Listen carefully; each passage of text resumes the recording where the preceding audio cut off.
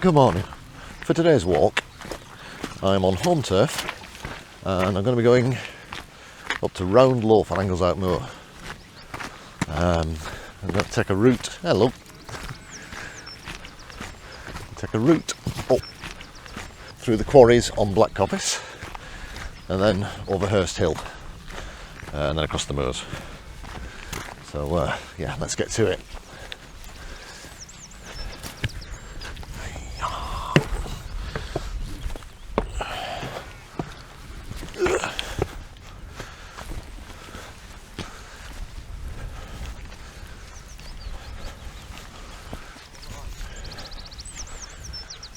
The first part of the walk is this steep climb up to the quarries at Black Coppice. It's quite steep and I'm quite unfit, so definitely going to feel it and take a bit of a breather when I get to the quarry.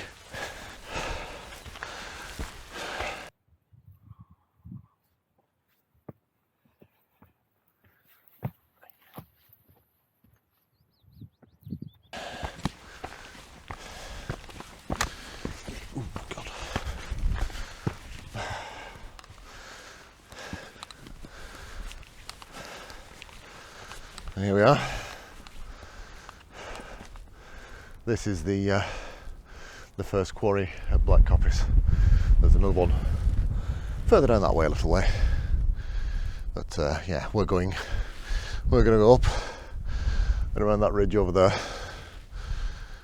and then onto the top where there's some more interesting stuff. So from the quarry, got quite nice views. Look in that direction, you can see the nab, and in that direction looking across to Brinskull, and in the middle distance you can't see it behind the trees, but where that hill is, you've got the White Coppice cricket ground itself. Yeah, it's quite nice, and it gets nicer as we get higher, so we'll press on.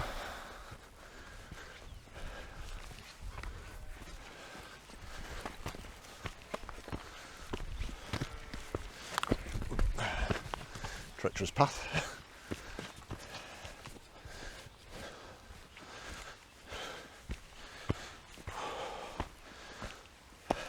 You can see we're getting up above the quarry.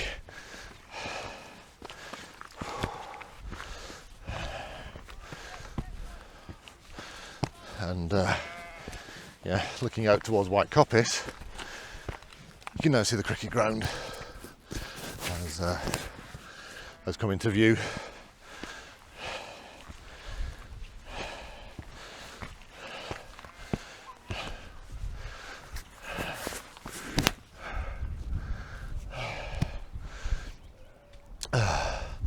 So this is the quarry we were just down at a moment ago. The nab is over there. I like White Coppice cricket ground, and the hill marking Brinskull in the distance, and that direction you got Chorley itself, well, behind the nab basically. Yeah, and when I've caught my breath, we'll set off up this last stretch, which is steep and a bit slippy, but only short, fortunately, so that's good.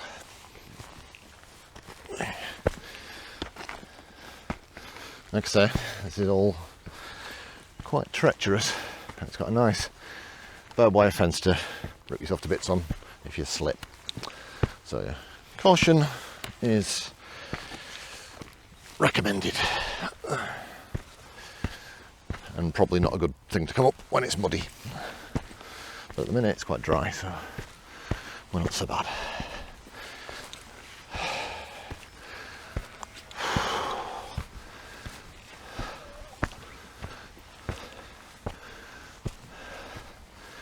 And there we go. That's at the top of the quarry. That's worth stopping to enjoy the view and also catch your breath.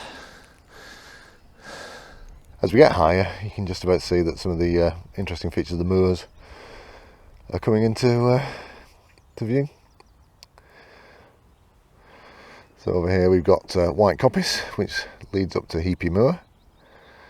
The tree you can see at the top of the moor, that's Coppice Style Farm, or the ruins of Coppice Style Farm I should say. And if we move across to the right a little bit, you can just see the trees that mark Drinkwater's farm, and beyond them, Great Hill. But we'll get a better view of that when we get to the top.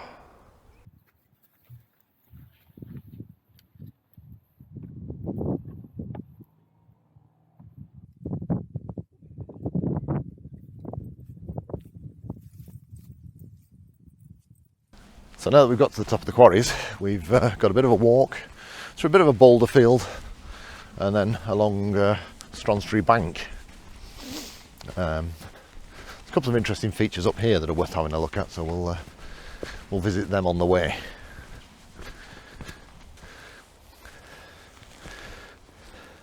So here's the first one.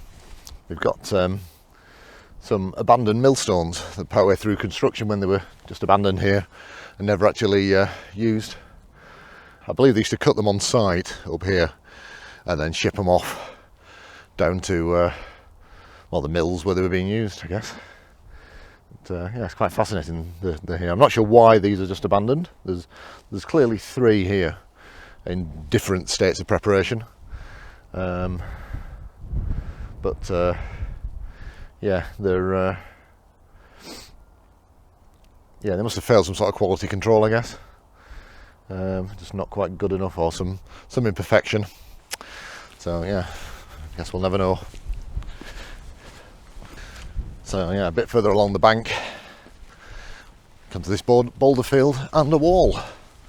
This wall stretches right across the moor. You can just see it running in the distance up there, and it loops right round to here and all the way to Stronstree Bank. It's quite a big wall too. I mean, this section's not particularly high, but if you follow it off that way, which I wouldn't advise because it's quite rough going, but it's taller than me. I'm 6 foot, so yeah, it must have been quite an impressive thing when it was built originally. Not sure what they were keeping out or in.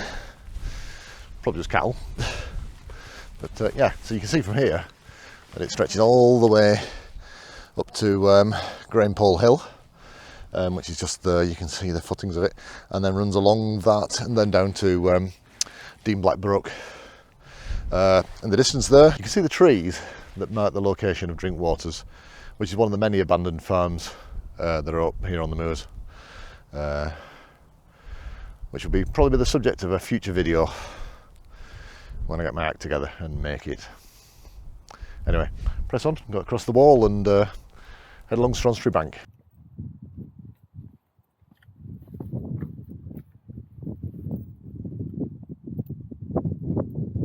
So, having crossed the wall, we just need to follow this path along the top of Stronstree Bank, and it runs parallel to you can see it over there. It runs parallel to Grainpole Hill, which is the summit's about there. There's a cairn on it. Could walk straight across there, but there's sort of concealed rivers, lots of little potholes and tufts of grass and things that make it quite hard. So it's a much pleasanter walk to just follow the path along the edge of the bank and then loop back round to Grainpole. So that's what I'm going to do.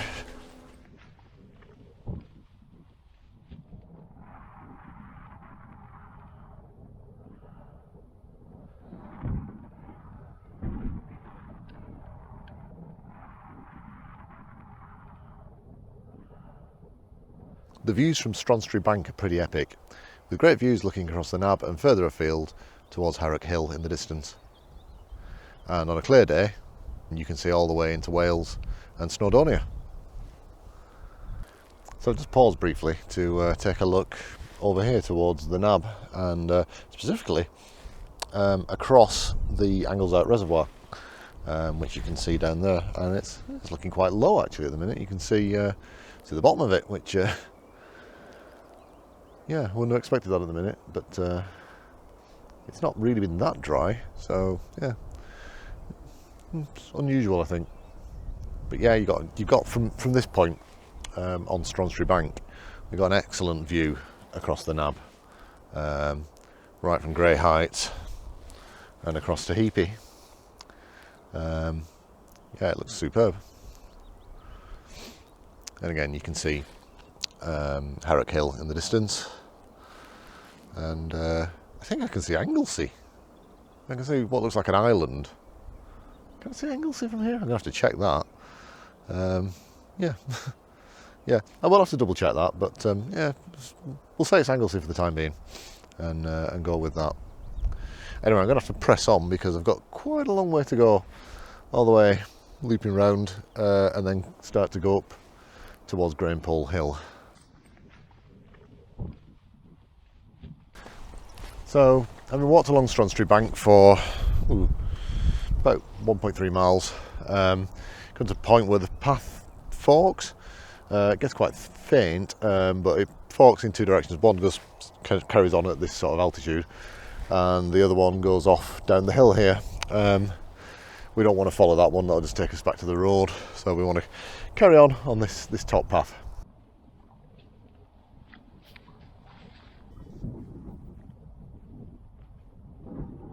Yeah, so the general gist from here is there's a bank of trees there, and we don't want to reach them. We want to be off to the left of those, going over that bank in the distance there.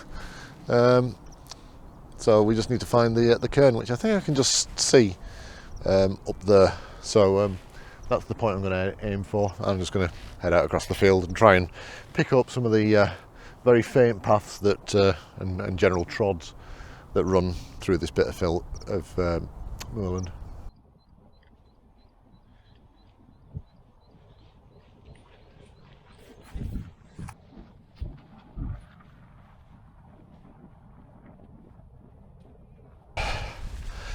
I've got a clear path now to the cairn.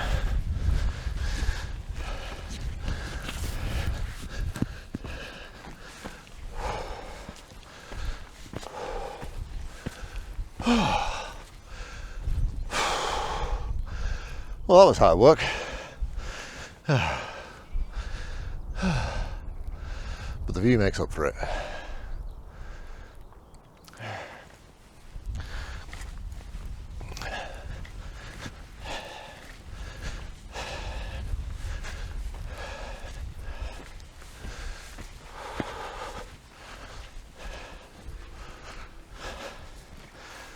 So for the next section of the walk, the path becomes a little bit more distinct and easier to follow, and basically we're just following up the side of the hill. It's quite clear as it cuts through the grass, and once we get to the top of the ridge, it'll lead us to Hurst Hill, which should be quite obvious when we get up there, as that's marked with cairns as well. At this point, I decided to add Grainpole Hill to the walk. This is the path we've just come up, and basically the only real indication is right there, that muddy bit of Wear, but that's where the path breaks off to head up to Grainpole Hill, but 5 minutes tops to get there and back, I think. So let's do that then.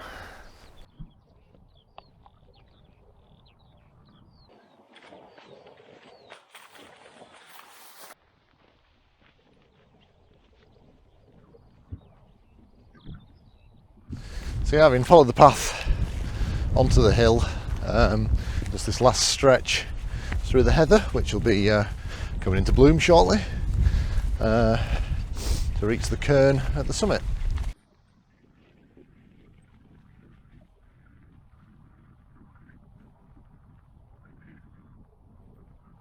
There are in fact two cairns on Grainpole Hill. This is the first one, and the second one is just over there.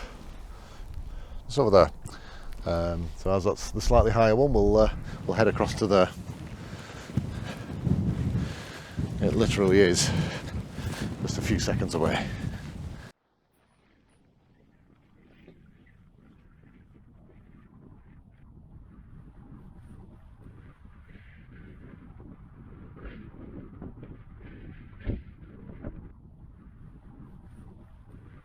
Yeah, so now I'm up here, the view is quite nice. You can see out across Black Coppice there, and in the distance there is the wall that we crossed, and you can see it runs right across the top of Black Coppice before dipping down into the valley to meet up with the brook. So yeah, it must have been quite a wall at one time. So what can we see from here? So we got the nab again. We got the main reservoir at Anglezarke, the Mormon temple there, and talking a completely different kind of tower in the distance. We got Blackpool Tower. Turning our attention to that direction, you can see the Lake District, or the outline of it. It's a bit murky today. You can usually see Black Combe right off to the left of that, but yeah, the weather forecast up there wasn't very good today, so it's not the clearest of views. So as for our walk, we need to follow the path back here and then head up there to Hurst Hill. You can see the cairn there, and from Hurst Hill we'll then move on to our main objective for the day, which is Round Loaf.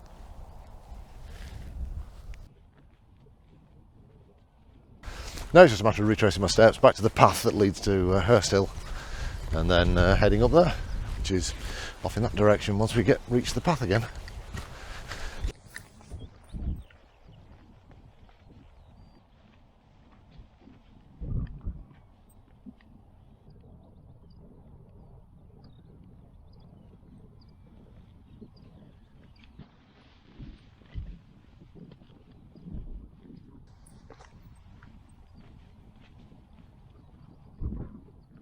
I'm just coming up the final climb to the summit of Hurst Hill. Well, this is like the start of the summit. It's where the first cairn is. There are two cairns on Hurst Hill, Exhibit A and Exhibit B. So the first cairn gives you the best view looking out over the west coast, but the second cairn, which is bigger and on the actual summit, gives you a better view of the moors and where we're heading next.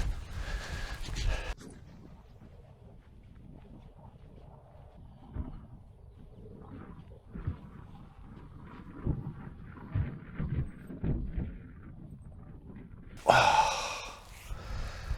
can stop for a rest now and admire the view, and what a view. So from here I've got an excellent view of Winter Hill and Rivington Pike, from the mass on Winter Hill on the left, through Noon Hill in the middle, and then Rivington Pike on the far right, and then the plain spreading out towards Manchester over in that direction. To my left I can see Great Hill, and to the right of that you can just see Round Loaf, which is where we're going next. I'll talk more about that when we get there.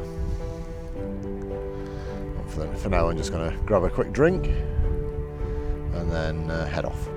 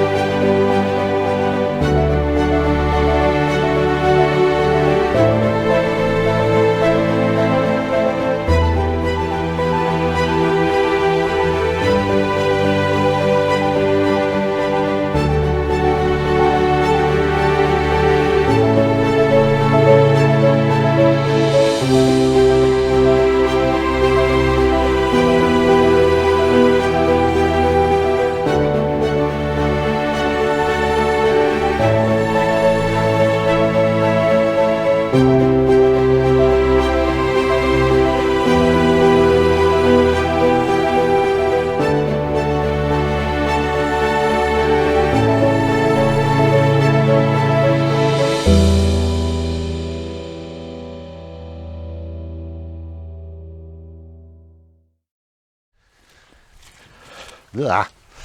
So having left the relative comfort of the summit cairn, we set out on the next leg of the journey to reach Round Loaf. Now this part of the walk involves crossing Anglezarke moor, and Anglezarke moor has a bit of a reputation of being, well, somewhat boggy.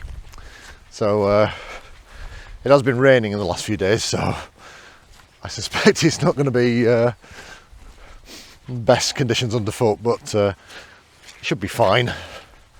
I don't think I'll sink, never to be seen again. I hope not, anyway.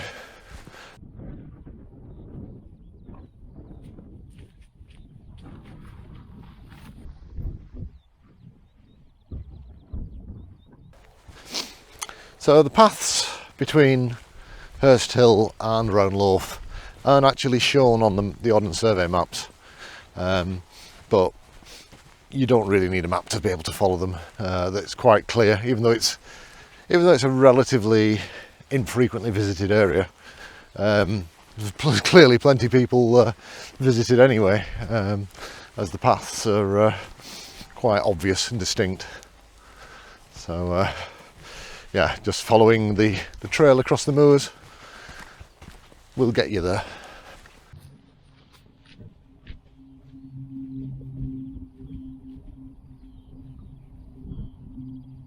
So I've now made it most of the way across the moors, and I'm approaching Round Loaf. I was just about to say the conditions haven't been too bad, but yeah, it's getting a bit squelchy underfoot at the minute, so I'll have to watch where I'm putting my feet.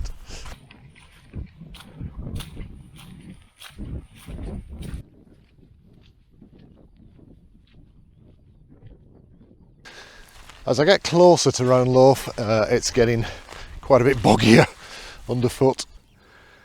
Yeah, it's not too bad though. It's just kind of sludgy and wet, mostly wet. There's a lot of standing water that just sits on top of the peat. Sorry, there's a lot of standing water that sits on top of the peat. And it's not always where you'd expect it, as like in the middle of dips and things. It tends to sit in quite high areas, really. But yeah, almost there. It's about, I think it's about 0.8 of a mile between Hurst Hill and Round Loaf. It's not far. It's predominantly a very slow gradient uphill as we're approaching Round Loaf.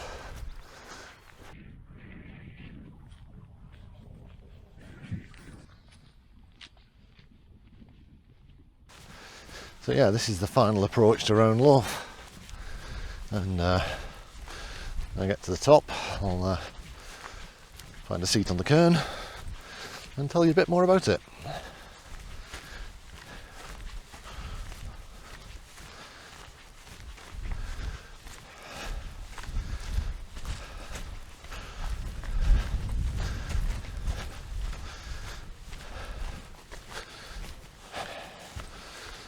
Quite a well-defined little path up the side of it. It's not very high, but it does give you an excellent view from the top due to its prominence on the rest of the moor.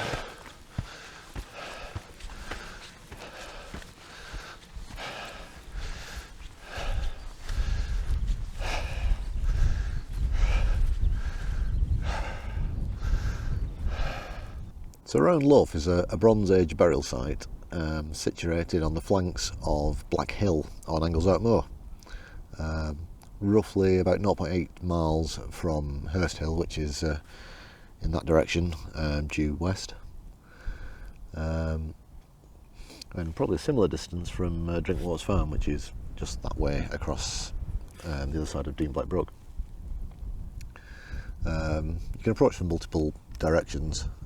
Hurst Hill, obviously, Drinkwater's, and another path leads off in that direction which takes you around to Great Hill, and a path in that direction that takes you across Devil's Ditch, and on to Pikestones and Lead Mines Clough, all that sort of area. But yeah, it's a very peaceful place.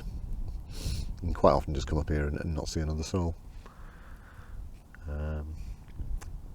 But anyway, I've had something to eat and drink, so I'm going to make a move and head off in the direction of Drinkwaters.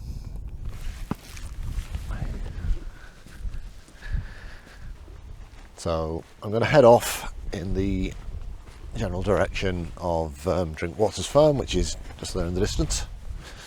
And as usual for Round Loaf, there's quite a distinct looking path that I can follow that'll get me there. Although it'll probably be quite boggy.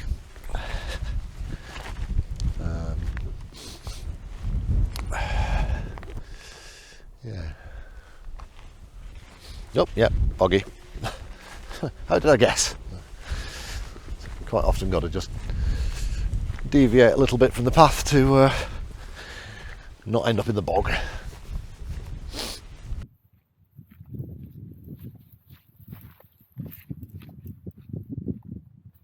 This is the last bit of Anglezarke moor as I approach Dean Black Brook, which is the river that runs down from just a bit up there, actually, where it starts up near Great Hill, runs through into White Coppice and joins up with the Goyt, which is a man-made canal that carries a lot of the captured water from these areas into the reservoirs at Anglezarke.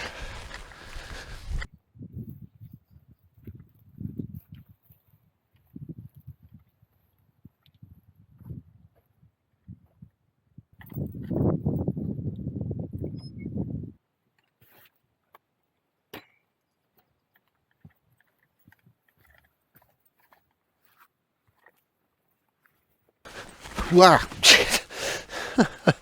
Alright. Alrighty then.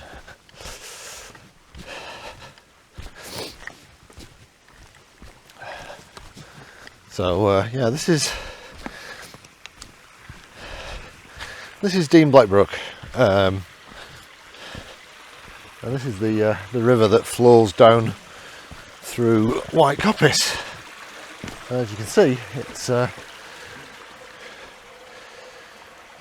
not very substantial at this point, but it grows quite a bit by the time it gets down to White Coppice.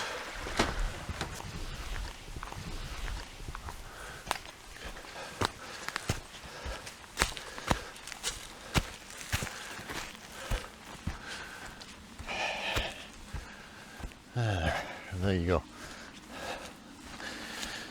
We now left Anglezarke moor. We're on Heapy Moor. Directly up ahead is the remains of Drinkwaters Farm. To the east, you've got Great Hill, and in fact, the little cluster of trees on the side of Great Hill is the remains of Great Hill Farm. And then it's a path to the west that's going to get us back to White Coppice.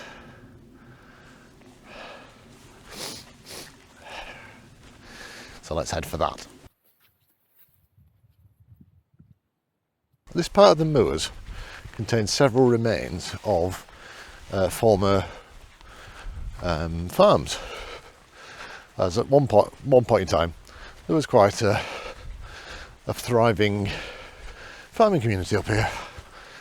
On this particular stretch of moor alone, there are the remains of 5 derelict farms, and Drinkwaters was one of the biggest, so named due to the freshwater well that emerges from the hillside just over there.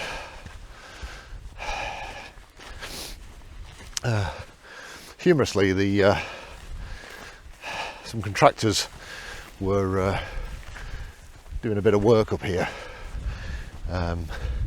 improving a turning circle for emergency vehicles, because this is like the main access route up to this part of the moors, so they can, for fire engines and things, in the event of a fire. And during that work, this wall in front of me was demolished. Oh, the ruins of this wall was demolished. This is where the turning area was, and there was such an outcry from the local hikers about the damage to the ruin that United Utilities actually went to the trouble of getting some contractors out to actually rebuild the wall. So all of this, I don't know if you can see, from this point upwards, has been rebuilt following photo reference. Whether or not it's the right pieces of stone there or not, I'm not sure. But yeah, certainly interesting. And Drinkwaters was quite a big farm in its time.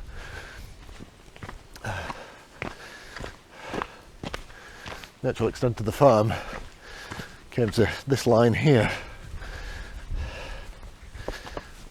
Just this bit to this side was a cottage that was built as an extension.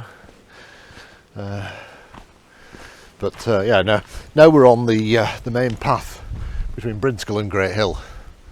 Great Hill's through there. Brinskull's, well, just follow this path, it will vegetate to Brinskull. We'll follow it a little way down and then veer off to the left across Heapy Moor to get back to White Coppice, so that's what we're doing.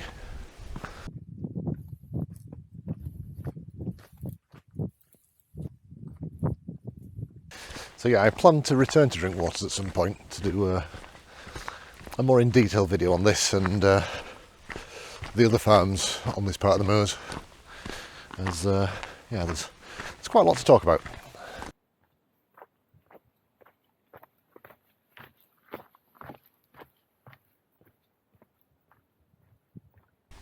After a short walk, we come to a point where we can leave the main path and head out across Heapy Moor. And just coming up to that here, there's quite a difficult to miss signpost on the right. But we'll go into some detail about where this path runs.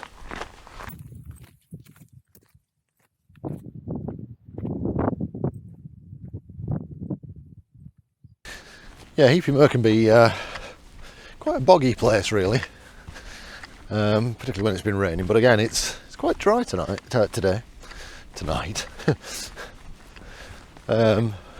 So it's not too bad. In fact, it's pretty good, really.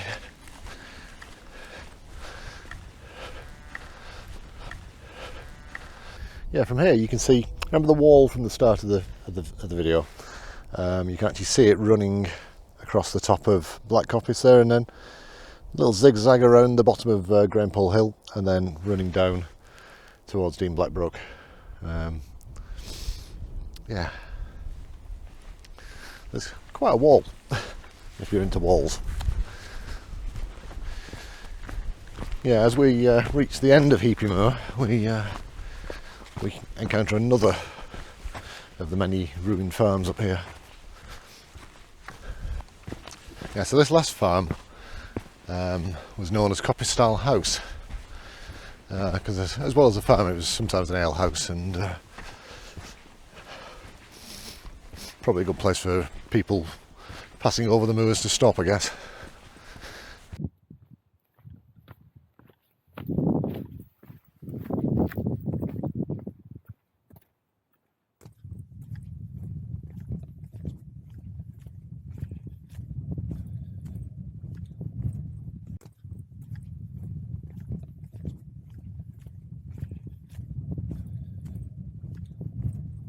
So interestingly, from here you can see that the wall that runs along the top of Black Coppice ducks down below Grainpole Hill to Dean Blackbrook, and it comes back up again to form this wall, and continues on obviously marking the bounds of White Coppice up here, because this is it. We're now stood on White Coppice again. That side is heapy moor, with Coppice style house, basically defining where the boundary is. But, so it's quite literally all downhill from here. So yeah, just a matter of following this path back down to White Coppice cricket ground, and that's it really. So I hope you enjoyed the video. Thank you for watching, and hopefully I'll see you in the next one. So goodbye.